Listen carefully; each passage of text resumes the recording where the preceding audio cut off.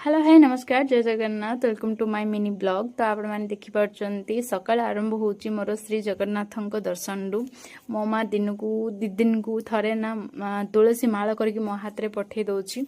तो मु आणिकी जगन्नाथ पाखे दबा को पड़ुची सेटा मोर भाग्य कि मते ई बाहाना रे हेले भी मु जगन्नाथ को दर्शन कर पारची। ये होचंदी आम जयपुर जगन्नाथ श्री जगन्नाथ। तो माला दे सारी आसला परे ना मु टिफिन करदेली जोड़ा टिफिन होता आमर खुद उपमा। तापर मु मो रूम को पड़े आसली जोटा कि साड़ी फॉल पे मते नानी की दबार थिला। साड़ी फॉल आउ ब्लाउज पीस तार अलग करवार थिला। आउ गोटे शाढ़ी ना कि कलर ता पाखे मु एते सब लाइनिंग आने बाकी मते सी गुटे गुटे कलर मो हाथ रू ना कि फिटे जाए हे पारे मु सेम कलर सी जिनस आनी पारे। ई कलर टा मो पाखे नथिला जोटा कि मते जाए शांति मैचिंग रु आज आनिबा को पड़िबो। शांति मैचिंग रु सेती भीतर ना कि एटा मु काटिकी जाई मु शांति मैचिंग जाई कि मु फॉल्स आउ लाइनिंग आनिली। आणला परे ना आमे खाइबा को बसिलु जोटा कि आज आमर खाइबारे हेथिला बोईतालु फूल साग भजा पिठू भजा जोड़ा आलू भजा आउ लेंबू भात। आ मो पुतुरा को लेंबू भात भल लगे डाली एते भल लगे बाकी जितेबाला ना कि जुई थिले आम घर से ना कि डेली डाली हबार केबे भी ना कि गुटे दिन भी बंद हबनी कि आमर सेबे डाली हबनी।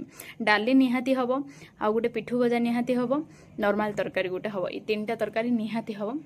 बाकी एबे जेहेतु घर जदि मुरबी किए नथिबो तो नॉर्मली एबे झियो पिलार हिसाब रे ना कि जिमती हेले मिसा चलै दबा खाइदबा ई जिनस गोटे माइंड रे ई भावना गोटे पळे आसबो। तो आज दिन जाक ना कि मोर एते काम तो हेई नथिला बाकी सेतिगिरे हेले मिसा मु किछिटा चेष्टा करथिली काम करिया पई। आउ राति रे हमर हेइथिला पास्ता खाया पई। तो आम बाबूर ना कि राति रे जदि आपण माने कुहंती ताकू टिफिन दवा पई पास्ता मैगी पूरी इडली तरकारी बाहर जिनस सब खाइबा से पसंद करियो गुटे ना कि भात आउ तरकारी खाइबा पई से पसंद करबनी। आउ तापर ना कि मु मो रूम को आसिकी मु तीनटा ब्लाउज प्रिपेयर कर देथिले जोड़ा कि मते काली सिलेबार थिला। आउ ता आगुर गुटे डिजाइन सिलेथिले जोड़ा कि मु डमी ऊपर ट्राई करछि जे कि सेटा केमती लागिबो देखि पारथबे।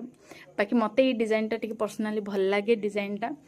तो तापरे सेंती ही मिशन टे मु सजाई की रखी देछि सकाळ ना कि काम आरंभ हो बोली कि जदि मोर ई वीडियो टे ब्लॉग टे भल लागुछि प्लीज लाइक कमेंट शेयर करबे सब्सक्राइब करबा को बिल्कुल भूलिबेनी।